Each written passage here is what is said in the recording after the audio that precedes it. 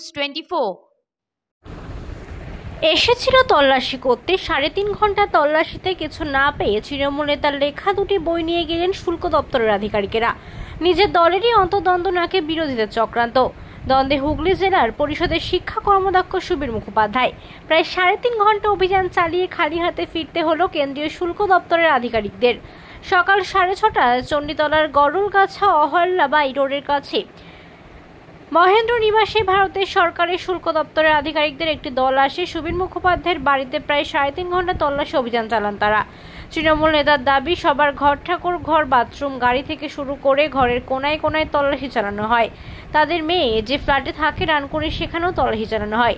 তল্লাশি অভিযানে কিছুই পাননি এই মর্মে একটি সার্চ লিস্ট দিয়ে গেছেন শুল্ক দপ্তরের আধিকারিকরা। তবে তার দাবি, কেউ বা কারা এর বিরুদ্ধে শুল্ক দপ্তরে অভিযোগ জানিয়েছে। তার আরও দাবি, তিনি দলীয় অন্তর্দ্বন্দ্বের শিকার নাকি বিরোধীদের চক্রান্ত তা এখনো পর্যন্ত বলবেন না। তবে দলের অনুমতি থাকলে পুরো বিষয়টি সংবাদ মাধ্যমের সামনে প্রকাশ করবেন তিনি। তৃণমূল নেতা সুবীর মুখোপাধ্যায় কবিতা লেখেন, তার অনেক বইও প্রকাশিত হয়েছে। শুল্ক দপ্তরে যারা তার বাড়ি তল্লাশিতে এসেছিলেন তারা 2টো বই নিয়ে যান বলে জানান সুবীরবাবু। সুবীর মুখোপাধ্যায় বলেন যে শুল্ক আধিকারিকরা তাকে জানিয়েছেন এরমটা আগে কখনো হয়নি। তারা তল্লাশিতে গেছেন, এখান থেকে কিছু উদ্ধার হয়নি। আমরা তল্লাশিতে সব রকমের সহযোগিতা করছি। তল্লাশির সময় আমাদের সবার ফোন নিয়ে নেওয়া হয়েছিল। বাড়ির সমস্ত জায়গায় তারা খুঁজেছেন, কিছুই পাননি। তারা আমার লেখা 2টি বই নিয়ে যায় পড়ার জন্য। Bureau report, NN news 24।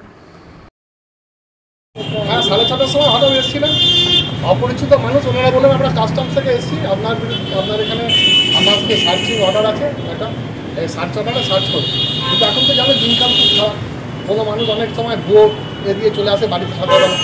আমরাও কাস্টমস বলতে বুঝিনি, কাস্টমসের সঙ্গে আমাদের কোনো সম্পর্ক নেই, কাস্টমসের বিন্দু বিসর্গের সঙ্গে আমাদের কোনো সম্পর্ক নেই, আমাদের পরিবারের কারণেই নেই।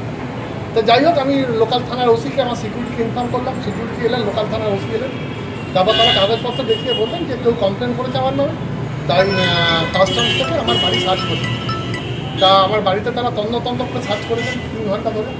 যথেষ্ট সহযোগিতা করেছেন তারা, কোনো জায়গা সার্চ করতে বাদ দেননি।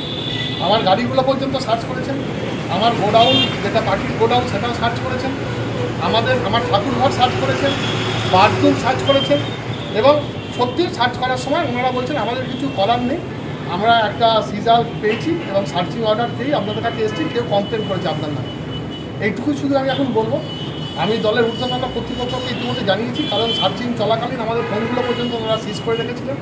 আমাদের বাড়ির সকলের ফোন সিজ করা ছিল, বাড়িতে কারোর প্রবেশিত অধিকার বন্ধ ছিল। এর সাথে সাথে আমার মেয়ে যে ডানকুনির ফ্ল্যাট থাকে, সেই ফ্ল্যাটও তারা সার্চ করেছে এবং সার্চ করেছে। সেখানে শুধু একটাই কথা বলবো, সার্চের পরে তারা যা রিপোর্ট দিয়ে গেছে, সেই সার্চ রিপোর্টে নীল, আমার বাড়িতে, আমার ফ্ল্যাটে কিচ্ছু পাইনি। এবং বললেন আমি খুব বিরল মানুষ, 3.5 ঘন্টা ধরে সার্চ করার পর কাস্টমস তার বাড়িতে কিছু পেল না। একটা ভুয়ো অভিযোগ, কারা করেছে, কী করেছে, আমি পুঙ্খানুপুঙ্খভাবে দলের উচ্চতর নেতৃত্ব পর্যন্ত অলরেডি জানিয়েছি। এর বেশি আমি এখন মুখ খুলবো না, আমাকে দল মুখ খুলতে বারণ করেছে। আমি সবটাই জানাবো। এই সার্চিং চলাকালীন কারা আমার বাড়ির আশপাশে এসেছিল, তারা আমার বাড়ির আশপাশে বসেছিল, কী তাদের উদ্দেশ্য ছিল, সমস্তই তদন্ত করছে দল, তদন্ত করছে প্রশাসন, তদন্ত করছে। অলরেডি এসপি সাহেবও ব্যাপারটা জানেন, সবাই জানেন। যাই হোক, দিনের শেষে আপনারা একটা নিতে পারেন যে সার্চিং করেছে আমার বাড়িতে এবং ফ্ল্যাটে 2টো জায়গাতে, তারা কিচ্ছু পাইনি, নীল দিয়ে গেছে। বাকি যেটুকু যা বলার, আমি সন্ধ্যেবেলা আমি দলের সঙ্গে কথা বলে, আমার ঊর্ধ্বতন নেতৃত্বকে আমি জানিয়েছি, তাদের সঙ্গে কথা বলে আমি সন্ধ্যাবেলা সাংবাদিক সম্মেলন করে জানাবো। এটা কি রাজনৈতিক কোনো চক্রান্ত বলে মনে করছেন? মন্তব্য করবো না, রাজনৈতিক মন্তব্য না, আমি অন্তর্দ্বন্দ্বের শিকার, আমি কোনো মন্তব্য করবো না।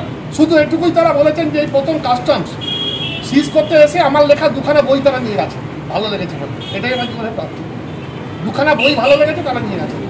এবং কাস্টমস থেকে এসেছিল, এবং কাস্টমস থেকে আসার পর আমি ইভেন আমার বাড়িতে টাকা পয়সা, সোনা দানা যেগুলো অসঙ্গতিপূর্ণ, সেগুলো কিন্তু পান।